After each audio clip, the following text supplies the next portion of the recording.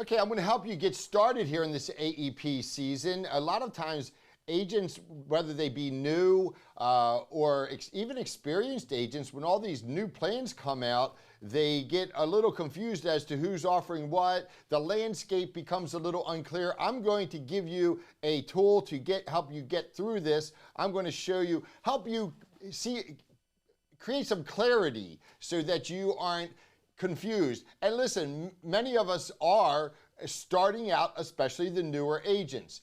And look, older agents have a hard time too. It's like all these plans and all these benefits. So first of all, I want you to understand, and by the way, I'm going to give you a clear tool to address this and make it all so much easier. But before we start, if you have the tone that, well, the people are all just generally happy with their plans, and there's no really reason to change them, well, you're going to have a big problem. If you say, and this is a big one, all those dual plans, I mean, they're basically the same thing. It's all, the Medicare beneficiary doesn't pay for anything. Everything's free. They just have some extra benefits. If that's your tone, if you feel like, the plans are all basically the same, you're going to have a tough time, okay? Especially in that dual market, you're going to have a tough time. So you need to understand that the plans are not the same. Each of them are different. If you judge it by your standard, which might be if there's a $50 benefit leaning one way on one plan, that's not a big deal because it's not a big deal for you. Well, you're not the one buying the food in that house. You're not the one trying to keep the house heated in the winter time. So understand that it's not about what you think is significant, it's about what's significant for the client. Now here's what I want to tell you.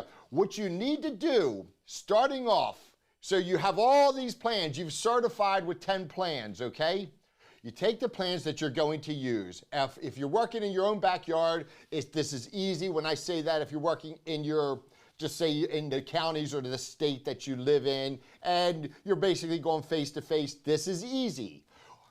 If you're working on a nationwide basis, if you're, multiple states and you're doing phone sales, there's a slightly different approach. But first of all, what you need to do is create a spreadsheet, and you need to itemize all and list out all these plans that you're representing. So again, if it's in your backyard, it's easy because it's the exact plans you're representing. You can put the exact benefits down, and you put all the carriers, and you create clarity because it's now on paper in front of you.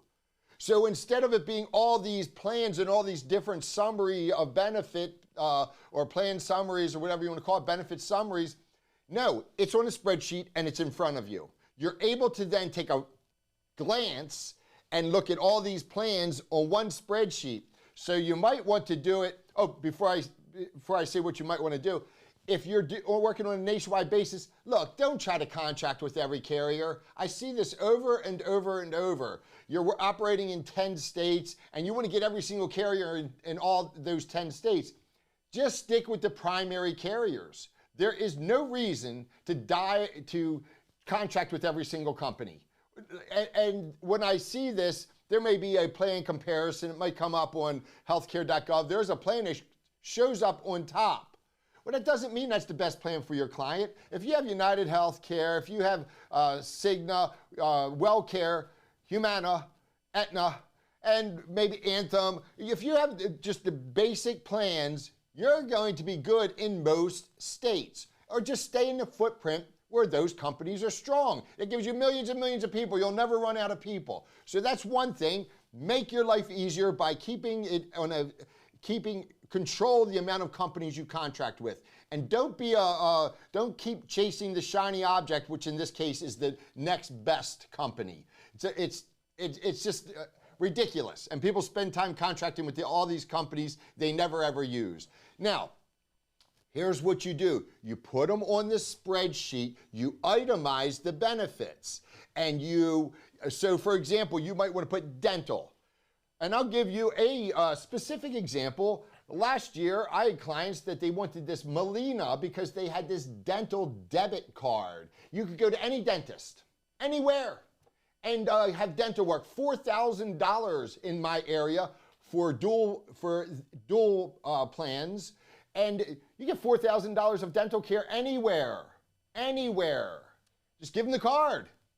And I had a client say to me their dentist was so happy to have them as a customer because it was so easy, even though they're on Medicare, okay? Now, another thing might be Part B rebates. Oh, so before I move on, so I want to list that. Molina, debit card dental, okay? Whereas another company may have unlimited dental, and there's a company that claims that, but is that an HMO? In the county that your Medicare beneficiary resides in, are there any two dentists and they're terrible, right? So understand this. If somebody says, well, I got unlimited dental, you could say, well, I have limited dental, but it may serve you better for this reason. And you have that in front of you, okay? What about Part B rebates? So that might be something you might want to list those out. So it's right there. It's on a spreadsheet. It's right in front of you. You don't have to think, well, what was that company? And they had a Part B rebate, but was that only for the MA only? Or who is it that gave a Part B rebate on an MAPD? You know, well, it's there. You put those significant differences right on this spreadsheet. Oh, food cards, wonderful. There's a company, at least one company that pays for utilities. How about the Uber benefits? Write it down. If one company just has transportation, the other company has Uber, well, that's a big deal, right? So itemize these things. They're different. The plans are significantly different. You go into core benefits, daily hospital copay, all right? Daily hospital copay, that's a significant benefit that can cause somebody to spend thousands of dollars out of pocket for a stay in a hospital of a week or less. So that's something, and by the way, if somebody's getting older, there's a fair chance they're going to end up in the hospital. So what you would say is, hey, listen, there's a fair chance you're going to end up in the hospital. You've got an extremely high daily copay. This may better serve you by making a change. May better serve you, okay? And by the way, I want to show you something here. I'm going to go to, I think you see on my screen here, I want to show you how easy this is. I am here on the Google homepage, just a Google opening up a page in Chrome. I go to Drive, I'll go to New, as you can see here, Google Sheets, and I've got a new Google Sheet. I can list my companies here, UHC, I'll go next to I'll put Humana down. I'll say Anthem. So, and then I can list the benefits on this side. So I'll list dental, I'll list Part B, I'll say rebate, and then I can list all these items. And it's right there. I'll title my spreadsheet. I'll put MAPD spread, hold on a second, spreadsheet. And there you go. I didn't spell that right. There, put that P in there. There you go. And I'm in. I can start developing this spreadsheet already. Put a couple more companies. Maybe it's Cigna here, and maybe it's Aetna. And then and I start listing out my benefits. I don't have to list everything out right away. I don't have to list all the benefits right now at this sitting. I can add to it. But listen, I'm on my way to creating clarity. I can now have everything not in my head and not what I'm trying to remember, but I just pull this spreadsheet up. And if you print it, it works even better because you just lift up this, it's right there. Put it on your desk, you know, or something beside you. If you're working on the phone, if you're working face to face, you just open it up. You know, but you can't show, hey, listen, you can't show a client non-approved material. So you can't open this up and show it to the client like, here's the best plan, because that's not CMS approved sales material. But you can look at it yourself. You can have it in a binder and look at it. And by the way, if you make a big spreadsheet, which I've done, you'll find that when you go to print it, it'll be on multiple pages. So you got to do a little cut and paste and put it all together and create one big spreadsheet where you might have to open it up a little bit. Like it might be 4 pages big. But that's good. That's good. You know, there's nothing wrong with that. And now, So now we have some clarity as to what the plans are and who's offering what. And you can distinguish between the different plans. And that's a wonderful thing. For starters, you get it out of your head on the paper, and then now it's a little easier for you. The next thing is taking your time. When you're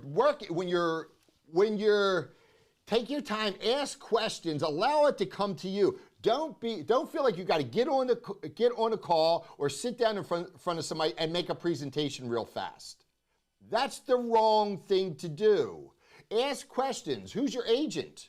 You know, and you may get in a conversation about their agent. When was the last time you saw your agent? Oh, the last time you saw them was 2 years ago when they signed you up. So do you really consider them like your agent? Because a good agent should be contacting you on a yearly basis, at least during approaching the AEP, communicating to you that things are okay, stay where you are, or if there's a change that needs to be made, maybe they need to be communicating as you request, you know, that information as well. So make sure you take the time to allow the presentation, allow them to tell you what is needed.